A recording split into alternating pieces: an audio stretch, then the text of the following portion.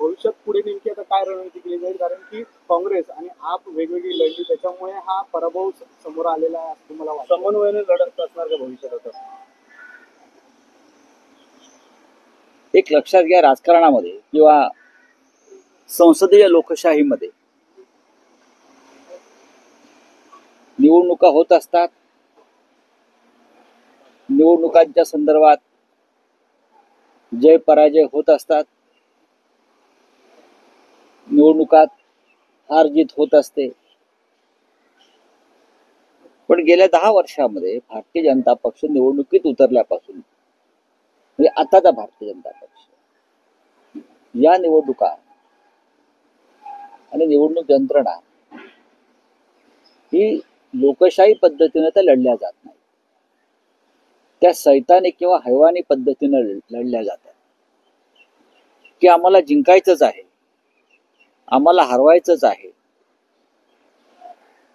आम्हाला विजय कोणत्याही परिस्थितीत खेचून आणायचाच आहे. त्यासाठी मग साम दाम दंड भेद अर्थ सगळे गोष्टींचा वापर केला जातो. मतदार याद्यातला घोटाळा आपण महाराष्ट्रात पाहिला, तोच आपल्याला दिल्लीमध्ये दिसतो, तो सुद्धा बिहारमध्ये दिसेल, तोच हरियाणामध्ये दिसला. पण या सगळ्याचा आता बाऊ न करता की आम्ही ह्यामुळेच हरलो त्यामुळेच हरलो, पुढल्या लढाईसाठी आम्ही सगळ्यांनी एकत्र येणं गरजेचं हा जनतेने दिलेला संदेश. महाराष्ट्राच्या निकालानंतर दिल्लीनं जो निकाल दिला तो काँग्रेस आणि आप एकत्र लढले असते तर निकाल वेगळा लागला असता, हे आकडे सांगतात. आता लढायचं की एकत्र यायचं ही भूमिका सगळ्यांनी घेणं गरजेचं आहे.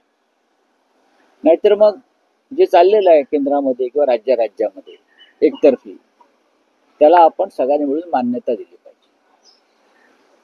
पण हा त्यातून देश टिकेल का, लोकशाही टिकेल का, विरोधी पक्षाचा आवाज राहील का, या गोष्टींचा विचार करण्याची वेळ आता आलेली आहे.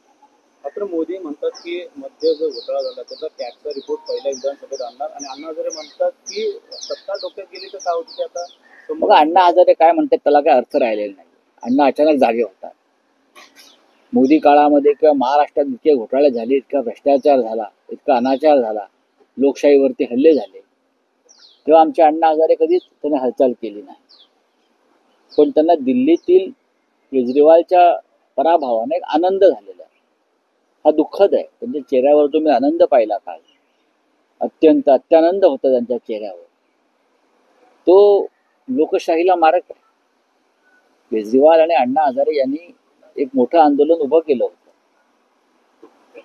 आणि अण्णा देशाला त्यामुळेच माहीत झाले, हे सुद्धा तितकंच खरं आहे. पण गेल्या 12 वर्षामध्ये या देशामध्ये अशी अनेक संकट आली. देश लुटला जातोय, देश विकला जातोय, एकाच उद्योगपतीच्या घशामध्ये देशाची सार्वजनिक संपत्ती घातली जाते, भ्रष्टाचारांना भाजपमध्ये पवित्र करून घेतलं जात आहे. ज्यांच्यावरती अण्णा हजारेंचे आरोप होते असे सगळे भ्रष्टाचारी आज भारतीय जनता पक्षामध्ये आहेत. अण्णा हजारेंना त्याच्यावरती आपलं मत व्यक्त करावं असं वाटत नाही. यामागचं रहस्य काय आहे? केजरीवाल हारले, निवडणुकात हारजीत होते, तो पराभव केजरीवालनी पण स्वीकारलेला आहे. पण त्याचा आनंद जर अण्णा हजारे यांच्यासारख्या लोकांना किंवा केजरीवाल हरल्याचा आनंद काँग्रेसलाही झाला असेल तर मला त्याचं दुःख वाटतंय. कारण केजरीवाल जरी हरले असले तरी भारतीय जनता पक्ष विजयी झाला, नरेंद्र मोदी विजयी झाले, अमित शहा विजयी झाले, ज्यांनी या देशाच्या लोकशाहीचा खड्डा खणलेला आहे. मुख्यमंत्र्यांचं म्हणणं आहे की खुर्चीसाठी लढत होते. मग तुम्ही कशासाठी लढताय? आम्ही खुर्चीसाठी लढत होते, मग तुम्ही कशासाठी लढताय?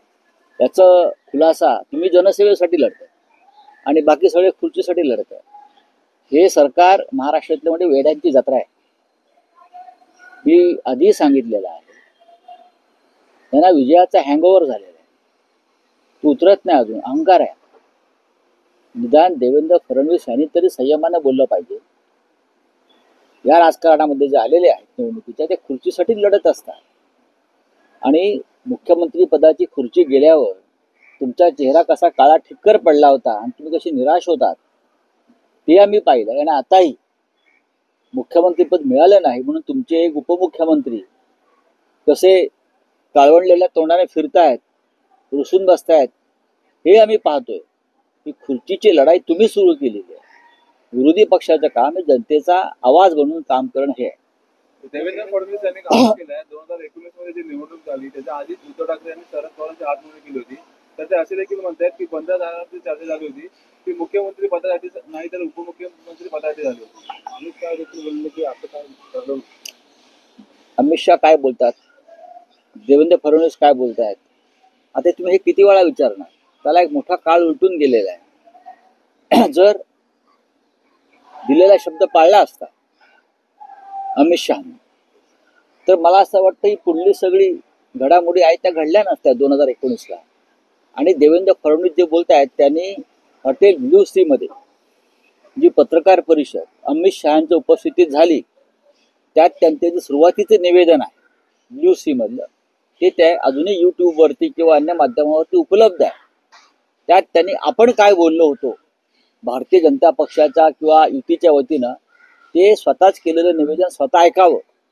म्हणजे हे किती खोटं बोलतायत हे त्यांना स्वतःला कळेल. 2019चं सोडून द्या, आम्ही पवारांबरोबर किंवा पवार साहेबांबरोबर काही चर्चा केली असं म्हणता आधीच. मग 2014ला काय झालं होतं याचं उत्तर द्यावं.